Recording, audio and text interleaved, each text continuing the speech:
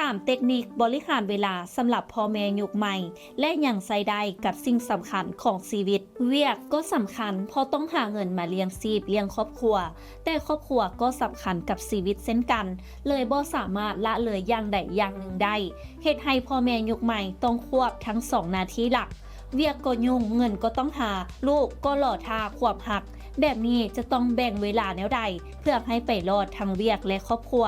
มื้อนี้น้ำอบมีเทคนิคดีๆมาแบ่งปันให้พ่อแม่ที่กำลังประสบปัญหาอยู่ตอนนี้ได้ลองเอาไปปรับใช้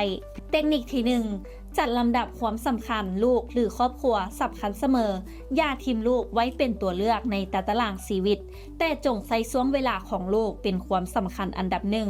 คือกับการนัดหมายที่ห้ามเลื่อนโดยอาจกำหนดเวลา 18:59 น. เป็นเวลาครอบครัวและช่วงเวลานี้ให้ปิดการแจ้งเตือนเวียกและลิ้นกับลูกแบบบ่มีสิ่งรบกวนเทคนิคที่ 2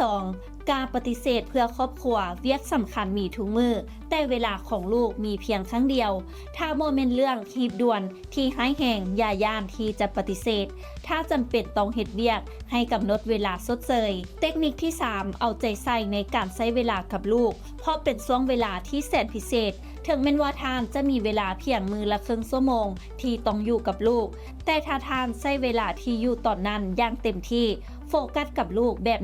100% พอช่วงอายุ 0-6 ปี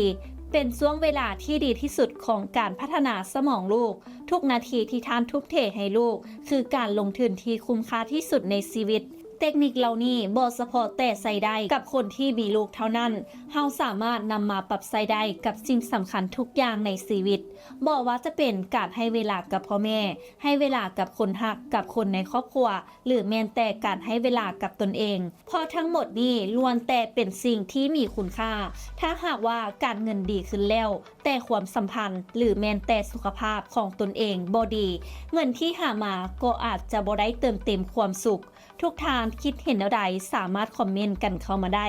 นำอบธรรมวงศ์รายงานและท้ายนี้ต้องขอขอบใจสำหรับการติดตามข่าวสารจากทางไทยกิจเมกาซีนและอย่าลืมไปกดไลค์กดแชร์กดติดตามกด Subscribe ทุกช่องทางออนไลน์ของพวกเขาเพื่อจะบ่พลาดข่าวสารดีๆจากทางไทยกิจเมกาซีน